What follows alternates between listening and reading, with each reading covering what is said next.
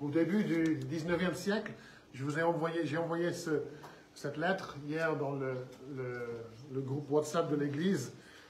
Et d'ailleurs, si vous ne faites pas partie du groupe WhatsApp et que vous aimeriez bien en faire partie, n'hésitez pas à me donner votre numéro de téléphone ou me dire, rajoutez-moi au groupe. Hier, j'ai envoyé une lettre qui a été écrite par un jeune Américain au 19e siècle, Adoniram Judson, qui écrivait à Monsieur et Madame Hasseltine pour demander leur fille Anne en mariage. Moi, je n'ai pas de souvenir de comment j'ai demandé aux parents de Heather. Je ne sais même pas si on l'a fait comme ça. J'espère que je l'ai fait. Mais... De toute façon, je n'ai pas écrit une lettre comme celle-ci. Et voici ce qu'il leur a dit. Écoutez bien. Si vous n'avez pas encore lu, écoutez bien. Et si vous avez lu, écoutez bien. Je dois maintenant vous demander si vous pouvez consentir à vous séparer de votre fille au début du printemps prochain. Jusqu'ici, c'est normal. À ne plus la voir dans ce monde. Pouvez-vous consentir à ce qu'elle parte pour une terre païenne et qu'elle soit soumise aux difficultés et aux souffrances d'une vie missionnaire? Pouvez-vous consentir à ce qu'elle soit exposée aux dangers de l'océan, à l'influence fatale du climat méridional de l'Inde, à toutes sortes de privations et de détresse, à l'avilissement, à l'insulte, à la persécution et peut-être à une mort violente? Pouvez-vous consentir à tout cela pour l'amour de celui qui a quitté sa maison céleste et qui est mort pour elle et pour vous, pour l'amour des âmes immortelles qui périssent, pour l'amour de Sion et pour la gloire de Dieu? Alors, que pensez-vous de sa demande? De sa façon d'écrire, de ce qu'il pourrait offrir à leur fille? Judson savait très bien ce qu'il attendait s'il partait en Inde et en Birmanie après. Il savait très bien que sa future épouse allait souffrir pour Jésus-Christ et elle le savait aussi. Et ses parents, eux, ils ont compris. Et ils ont dit oui. Est-ce que vous aurez dit oui? Vous aurez dit oui? Vous, les femmes, est-ce que vous aurez dit oui si à une telle demande de mariage? Chérie, veux-tu m'épouser pour ensuite mourir pour Jésus? En lisant ce passage devant nous ce matin, je pense que l'apôtre Paul, s'il avait eu des filles, il aurait dit oui, avec ma bénédiction. Et je vous encourage à le lire. Je vais envoyer la suite de la vie de Adoniram et Ann Judson. Qu'est-ce qu'elle a souffert? Qu'est-ce qu'eux, ils ont souffert? Mais comment Dieu s'est servi de leur souffrance même pour bénir le peuple de Birmanie et de l'Inde. C'est hallucinant de voir ce que Dieu a fait à travers ses serviteurs. Et dans Acte 21, Paul explique sa vie, il explique ses choix, ses motivations. Et Paul nous aide à comprendre ce qui est derrière les Judson et ce qui est derrière Paul, ce grand homme de Dieu. Et il dit dans Acte 21, verset 13, « Je suis prêt, moi, non seulement à être lié, mais encore à mourir à Jérusalem pour le nom du Seigneur Jésus. » Et pour comprendre les Judson et pour comprendre la vie de l'apôtre Paul, il suffit de lire ces 6 mots à la fin de ce verset. « Pour le nom du Seigneur Jésus. » En tout ce que fait Paul, il le fait pour le nom du Seigneur Jésus. Alors, que veut dire le nom du Seigneur Jésus? Ben, ça veut dire la personne et l'œuvre du Seigneur Jésus, la bonne nouvelle de Jésus-Christ. La bonne nouvelle, c'est que Jésus m'a sauvé de mon péché. Il me donne la vie éternelle. Et puis, il me demande de vivre pour lui, pour sa gloire, pour le faire connaître dans ce monde. C'est ça, le nom de Jésus. Vivre pour le nom de Jésus. c'est vivre de sorte que le nom de Jésus soit loué et reconnu.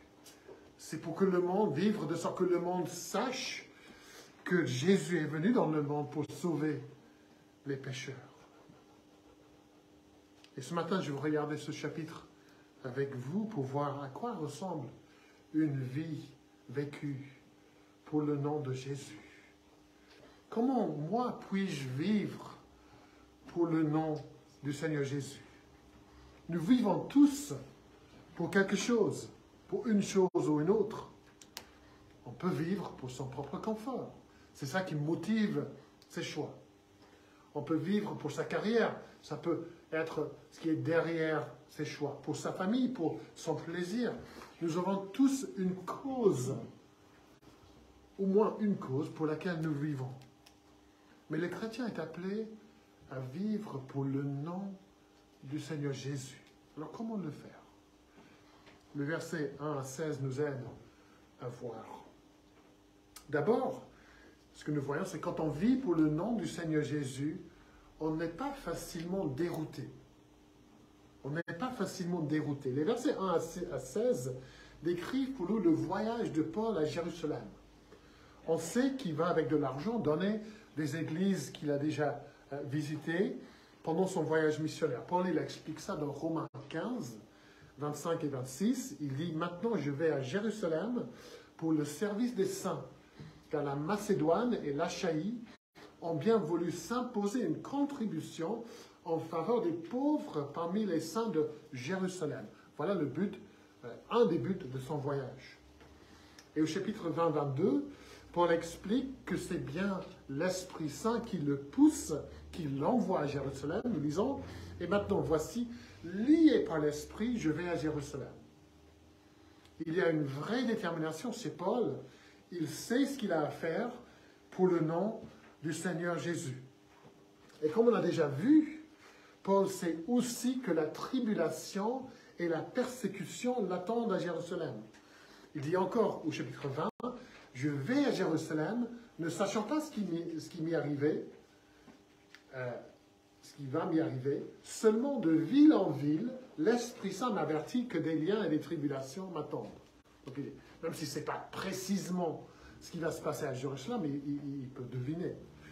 Alors, avec tout ça en tête, essayez de comprendre ce qui se passe dans les premiers versets de ce chapitre.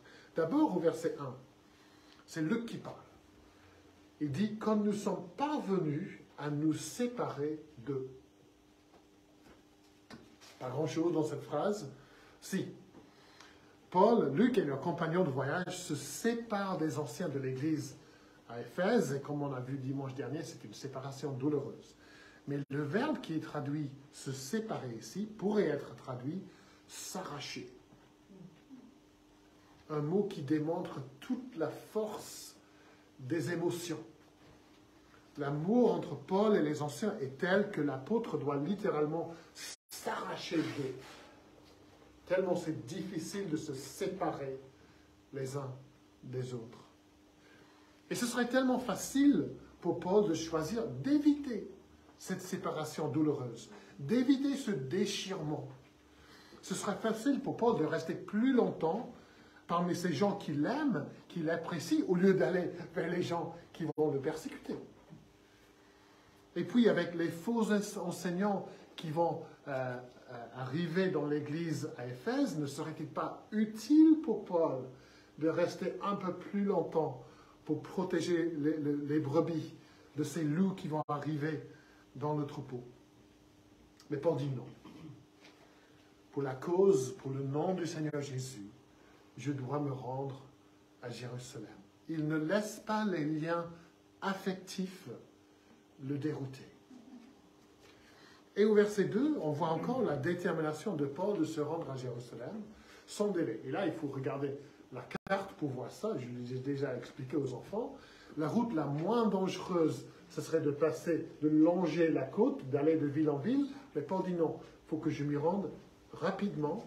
Donc il traverse la Méditerranée, un voyage plus court, mais beaucoup plus dangereux. Mais son propre confort, ça c'est une cause secondaire. chaque été, nous, on rentre, presque chaque été, on rentre en Irlande. Et des semaines avant, je regarde la météo pour voir si la traversée sera calme ou pas. Et je tremble si je peux éviter cette longue traversée, je le fais. Mais Paul, aucune hésitation. C'est le moyen le plus rapide de se rendre à Jérusalem, j'y vais. Et chers amis, il peut y avoir plein de choses qui nous déroutent d'une vie vécue pour le nom de Jésus-Christ. On peut se faire dérouter par les liens affectifs. Dans Luc 9, par exemple, Jésus parle de ceux qu'il appelle à le suivre, à vivre pour son nom. Et ils disent, oui, mais. Je te suivrai, mais d'abord, j'ai quelque chose à faire. Luc 9, 61, nous lisons, je te suivrai, Seigneur, mais permets-moi d'abord de faire mes adieux à ma famille. Cette personne permet au lien affectif de la dérouter de la cause. Et voici le verset suivant, où Jésus lui répondit, celui qui regarde derrière lui au moment où il se met à labourer avec sa charrue n'est pas prêt pour le royaume de Dieu. Paul est en train de labourer, mais il ne regarde pas derrière lui. Et ce ne sont pas seulement les liens affectifs avec des gens qui peuvent nous dérouter. Peut-être qu'il y a d'autres choses dans notre vie qui nous empêchent de vivre pleinement pour le nom de Jésus. Je pense au jeune homme riche qui a dit qu'il était prêt à suivre Jésus. Mais quand Jésus lui demande de vendre tous ses biens et de le suivre, il ne peut pas le faire. Cet homme est trop attaché à son argent, trop attaché à ses biens matériels pour suivre Jésus. Son argent le déroute d'une vie vécue pour le nom du Seigneur Jésus. Et donc chacun d'entre nous, nous devons examiner notre vie pour voir, y a-t-il des choses dans ma vie auxquelles je suis si attaché que ces choses m'empêchent de vivre pleinement pour le nom de Jésus. Qu'est-ce qui gouverne mes choix? Mon confort ou le nom de Jésus? Qu'est-ce qui gouverne mes choix? Ma carrière, mes ambitions professionnelles ou personnelles ou le nom du Christ? Mon plaisir personnel ou le nom du Christ? Je parle aux jeunes. Vous avez votre vie devant vous. Quelle est votre ambition pour votre vie? Vivre pour votre nom à vous ou pour le nom de Jésus? Vivre pour votre gloire ou pour la gloire de Jésus? Si demain, Adoniram Judson demande votre main en mariage avec une telle proposition. J'ai vu énormément de jeunes à 20 ans. Ils vivaient pleinement pour le nom de Jésus. Mais à 30 ans, ils vivent pour le monde. Pour le pouvoir. Pour le matérialisme. Ces gens, autrefois, si zélés pour le nom de Jésus, ils deviennent tièdes. Ils étaient prêts à aller à l'autre bout du monde pour le nom de Jésus. Et maintenant, le dimanche matin, ils ne veulent même pas se lever pour rendre un culte à ce nom. Qu'est-ce qui s'est passé dans leur vie? Ils se sont fait dérouter par le monde. Alors, quand on vit pour le nom de Jésus, on n'est pas facilement dérouté. Deuxièmement, quand on vit pour le nom de Jésus, du Seigneur Jésus, on sera persécuté. On sera persécuté. Au verset 4, les disciples de Tyr essaient tous de convaincre Paul de ne pas partir à Jérusalem. Verset 4, nous disons, avertis par l'Esprit Saint, il disait à Paul de ne pas aller à Jérusalem. Donc, il faut bien noter que ce n'est pas l'Esprit Saint qui dit Paul ne doit pas aller à Jérusalem, parce que l'Esprit a déjà dit à Paul qu'il doit aller. L'Esprit leur dit, Paul va souffrir. Et eux, ils pensent, il ne faut pas qu'il aille. Donc, ce n'est pas que Paul désobéit à la voix du Saint-Esprit. C'est plutôt l'inverse. Et puis au verset 11, nous voyons qu'il y a le prophète Agabus qui explique de façon très frappante ce qui va arriver à Paul s'il va à Jérusalem. Nous lisons, il vint à nous, prit la ceinture de Paul, s'en servit pour se ligoter les pieds et les mains et dit, voici ce que déclare l'Esprit Saint, celui à qui appartient cette ceinture sera ligoté, lié de cette façon par les autorités juives à Jérusalem, puis ils le livreront à des païens, des étrangers, des Romains. Et Paul avait dit au chapitre 20 qu'il ne savait pas ce qui allait lui arriver à Jérusalem. Maintenant, il le sait. Il sera ligoté par les Juifs et livré aux Romains.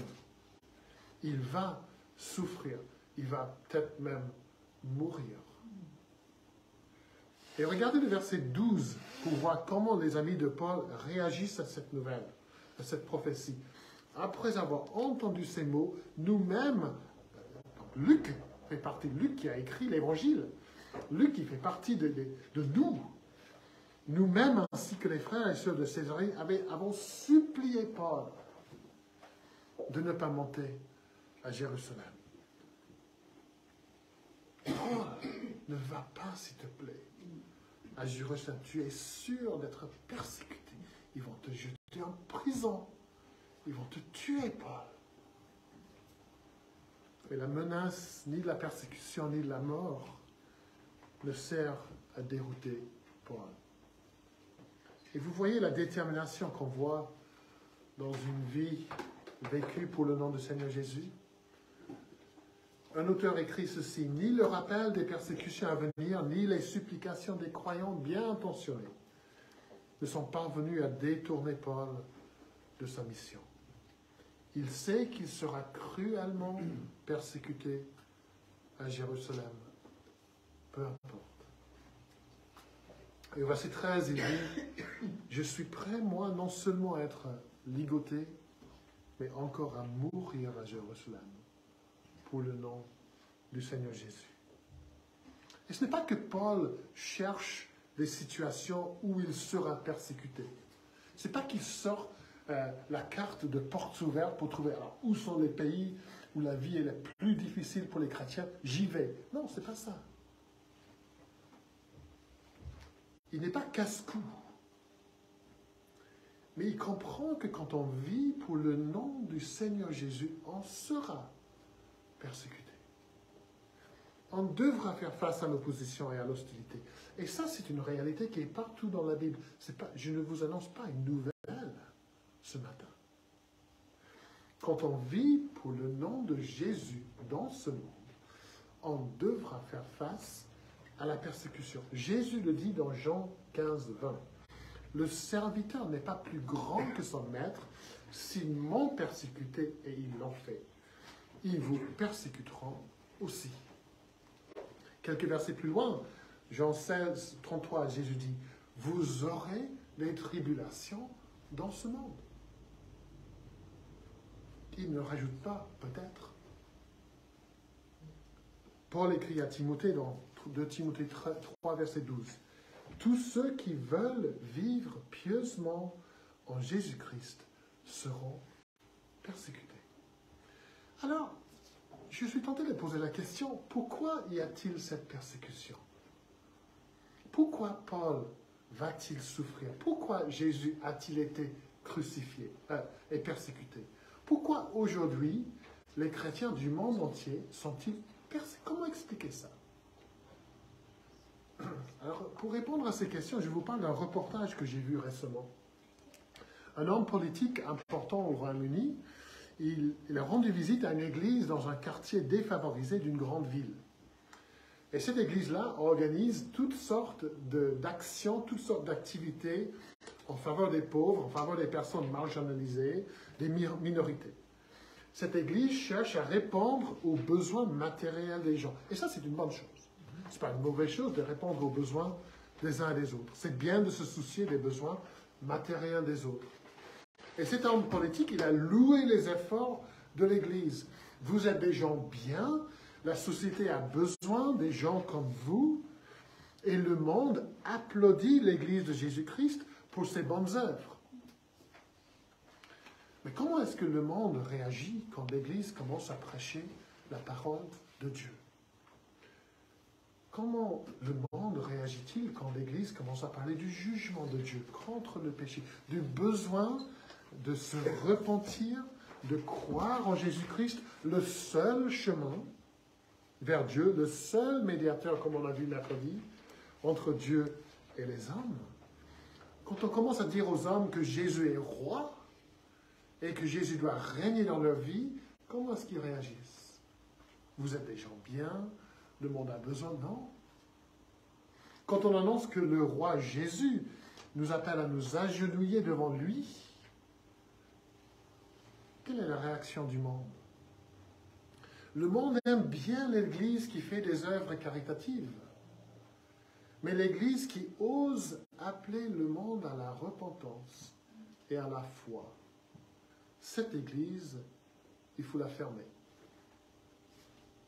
On ne peut pas supporter. Le monde aime la Bible qui dit que nous devons nous aimer les uns les autres et que nous ne devons pas juger les uns les autres. Oui, on aime ça.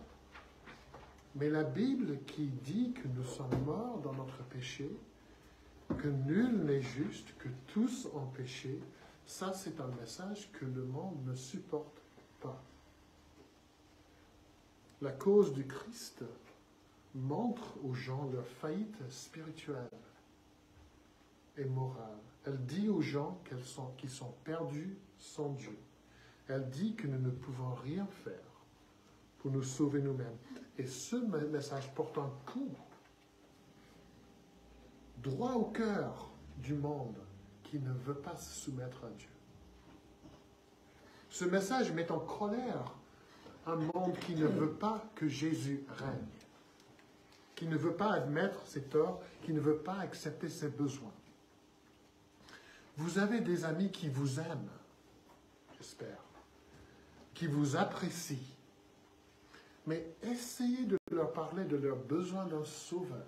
Essayez ça avec vos collègues qui apprécient bien votre travail. Essayez de leur parler de leurs besoins spirituels et vous trouverez souvent une réaction bien différente. Parce que vivre pour le nom du Seigneur Jésus, ça veut dire annoncer, oui, une bonne nouvelle de grâce, de pardon, de réconciliation avec Dieu. Mais ça veut dire aussi annoncer qu'il faut s'humilier et se repentir pour accepter, pour recevoir ce don. Et le monde ne supporte pas ça. Jésus a appelé ce monde à la repentance et à la foi, et le monde l'a tué. Alors ne pensons pas que ce même monde nous accueillera les bras ouverts quand nous parlerons de Jésus. Alors, êtes-vous, suis-je, moi, comme Paul, prêt à être persécuté pour le nom, prêt à souffrir pour le nom, et même si nous ne devons pas mourir pour le nom de Jésus, sommes-nous prêts à mourir à nous-mêmes pour le nom de Jésus? Quand on vit pour le nom de Jésus, on sera persécuté. Troisièmement, et pour conclure, quand on vit pour le nom de Seigneur Jésus, on encourage les autres à faire pareil. Malgré leurs meilleurs efforts, les amis de Paul n'arrivent pas à le dissuader. Il part pour Jérusalem. Et ça aurait été facile pour les amis de dire « Écoute Paul, on t'apprécie bien, on a tout fait pour te dire de ne pas aller à Jérusalem, on ne veut pas te voir persécuté, donc si tu y vas seul. » J'aurais pu dire ça. Nous ne pouvons pas te soutenir dans cette décision. Ils étaient persuadés que c'était la mauvaise décision. Mais ce n'est pas ce qui se passe, versets 15 et 16. Quelques jours plus tard, nous nous sommes préparés et nous sommes montés à Jérusalem. Des disciples de Césarée nous y accompagnèrent.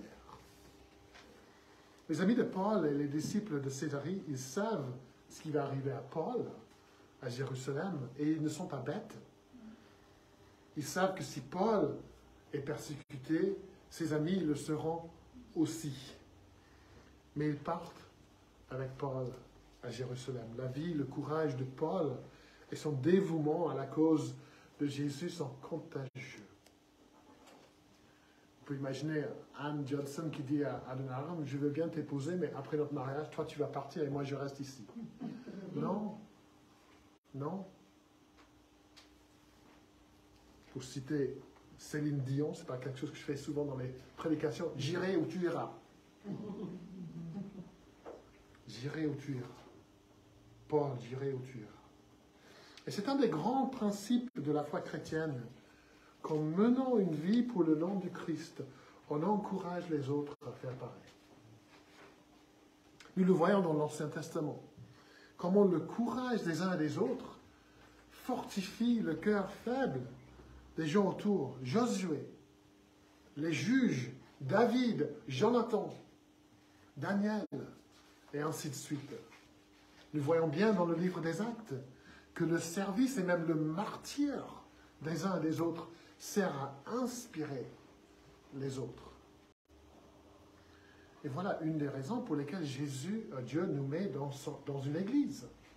Et veut que nous soyons encouragés et fortifiés, incités par l'exemple des autres. Il veut qu'on voit des gens qui servent Jésus de façon désintéressée et que cela nous pousse à faire pareil. On voit le courage des uns et des autres dans l'évangélisation et ça nous encourage.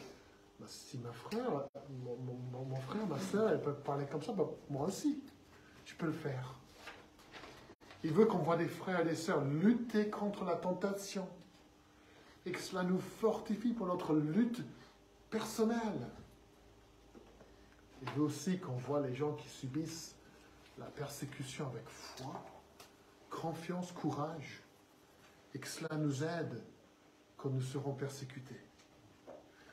Et laissez cette vérité vous encourager dans votre vie pour le nom du Christ. Votre foi, votre obéissance au Christ, votre service, vos sacrifices, votre souffrance, votre courage, votre dévouement à Jésus, votre audace, votre générosité, votre amour, vos prières, tout ce que vous faites pour le nom de Jésus, ça sert à motiver et à encourager vos frères et vos sœurs qui sont autour de vous. Ne pensez jamais que vous n'avez rien à contribuer à la vie de cette Église. C'est faux. Ne sous-estimez pas l'impact de votre vie vécue pour le nom du Christ. On vous observe, on vous regarde, et ça sert à nous fortifier. Votre persévérance sert à aider d'autres frères et sœurs à persévérer. Ce que vous faites pour témoigner pour Jésus, ça sert à motiver vos frères et vos sœurs.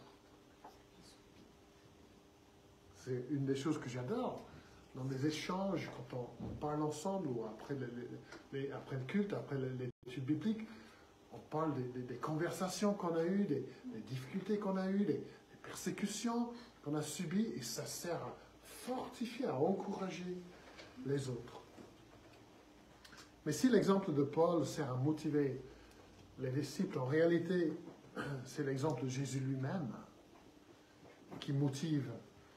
Car Paul, lui, il suit l'exemple de Jésus. Paul dit dans 1 Corinthiens 11, « Soyez mes imitateurs, comme je le suis moi-même de Christ. » Il écrit ailleurs, « Et vous-même, vous avez été mes imitateurs et ceux du Seigneur, en recevant la parole au milieu de beaucoup d'afflictions. » Moi, dit Paul, au milieu des afflictions, j'ai vécu comme Jésus, au milieu des afflictions. Paul est imitateur du Christ. Paul accepte de souffrir pour le nom du Christ. C'est parce que Jésus lui-même a souffert. Jésus lui-même a accepté de mourir pour Paul. Et rien n'a pu dérouter Jésus de sa mission. Parce que Paul n'est pas le premier à monter à Jérusalem. Jésus est monté à Jérusalem. Mais rien n'a pu dérouter Jésus de sa mission. La perspective de la souffrance, une mort atroce, ça n'a pas dérouté Jésus. Même quand son ami Pierre lui a dit « Non, Seigneur, il est hors de question que tu souffres. Il est hors de question que tu meurs. » Jésus a reconnu la voix de Satan dans les paroles de Pierre, qui cherchait à le dérouter de la croix. Mais il est allé à la croix. C'était sa mission, mourir à la croix pour le salut du monde. Et ce même Jésus nous demande maintenant de nous donner pour son nom. De venir à lui dans la foi et la repentance, de recevoir de lui le pardon, la réconciliation avec Dieu, la vie éternelle, et puis de sortir et de vivre, même de mourir pour son nom. Il donne la vie, et puis il nous demande de vivre pour son nom. Je finis avec les paroles d'un chant chrétien connu dans le monde anglophone, je ne sais pas si ça a été traduit dans d'autres langues, mais ce chant s'appelle « Pour la cause », « For the cause ». J'ai traduit les paroles. Et c'est ma prière que ces paroles soient vraies pour nous tous.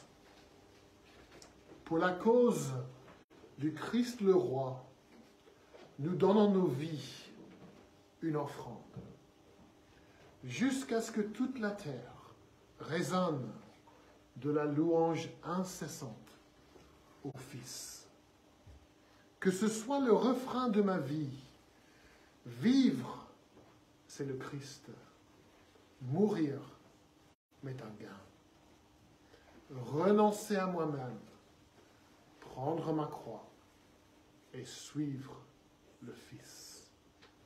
Christ, nous proclamons le nom au-dessus de tous les noms. Vivons et mourons pour le nom du Seigneur Jésus. Amen.